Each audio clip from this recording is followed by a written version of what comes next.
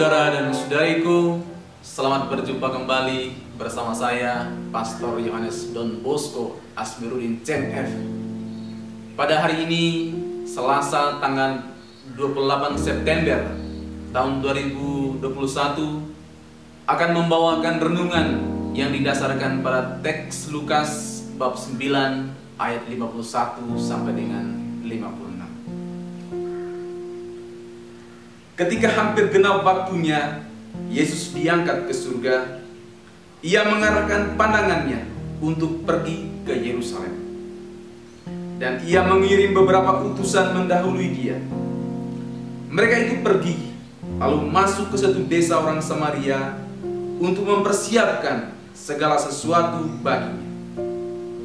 Tetapi orang-orang Samaria itu tidak mau menerima dia karena perjalanannya menuju Yerusalem. Ketika dua muridnya, yaitu Yakobus dan Yohanes, melihat hal itu, mereka berkata, "Tuhan, apakah Engkau mau supaya kami menyuruh api turun dari langit untuk membinasakan mereka?"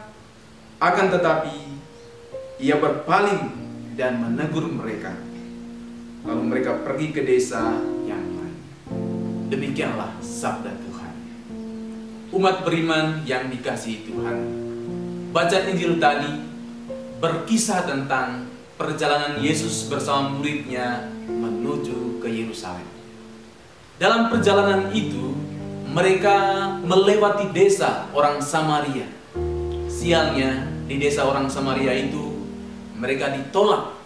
Sebab sesungguhnya antara orang Yahudi dan orang Samaria telah lama saling bermusuhan.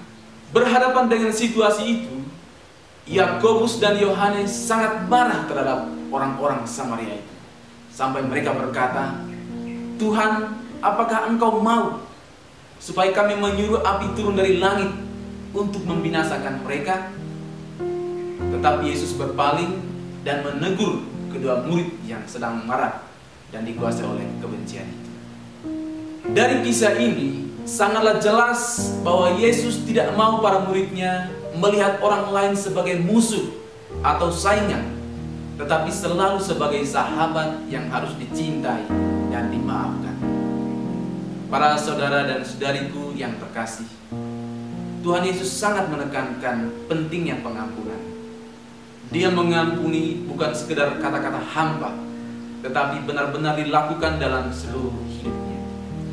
Bahkan dia mengampuni para penjahat yang menyalibkan dia dengan berkata, "Bapa, ampunilah mereka, sebab mereka tidak tahu apa yang mereka lakukan." Padahal sebagai Tuhan, sesungguhnya dia bisa menghancurkan para algojo dan orang-orang Yahudi yang menyalibkan dia. Tetapi dia tidak memilih untuk membenci mereka, tetapi malahan mendoakan mereka. Ini menunjukkan bahwa bagi Yesus pengampunan itu bukanlah pilihan, tetapi merupakan kewajiban yang harus segera dilakukan dan tidak boleh ditunda-tunda. Para saudara dan saudariku, sebagai pengikut Kristus, kita pun tidak memiliki pilihan lain selain mengampuni dan terus mengampuni. Kenapa Tuhan kita mendorong dan memaksa kita mengampuni dan menjadikan semua orang sebagai sahabat? Pertama, karena kalau kita tidak mengampuni, maka Tuhan juga tidak akan mengampuni kita.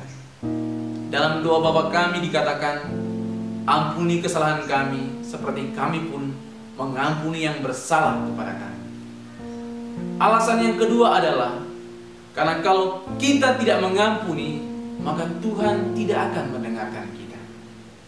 Dalam Injil Matius dikatakan, "Jika engkau mempersembahkan persembahanmu di atas mezbah, dan engkau teringat akan sesuatu yang ada dalam hati saudara terhadap engkau, tinggalkan persembahanmu di atas mezbah, dan pergilah berdamai dahulu dengan saudara, lalu kembali untuk mempersembahkan persembahanmu itu." Jadi jangan berdoa atau jangan ke gereja kalau kita tidak mau mengampuni orang lain. Alasan ketiga adalah Karena dengan mengampuni, kita memurnikan pikiran dan hati kita, sehingga hati dan pikiran kita terasa lega, terasa sejuk, dan terasa segar. Pengampunan adalah pintu menuju hati yang bebas dan merupakan kekuatan supernatural yang memutuskan rantai kepahitan yang mengekang dan melilit hidup kita. Jadi ketika kita mengampuni, bukan orang lain yang diuntungkan, tetapi diri kita sendiri. Dan ketika kita tidak mengampuni, bukan orang lain yang dirugikan, tetapi diri kita sendiri. Maka marilah kita berani mengampuni dan berani untuk terus mengasihi, agar kita memiliki karakter Kristus di dalam diri kita. Tuhan memberkati.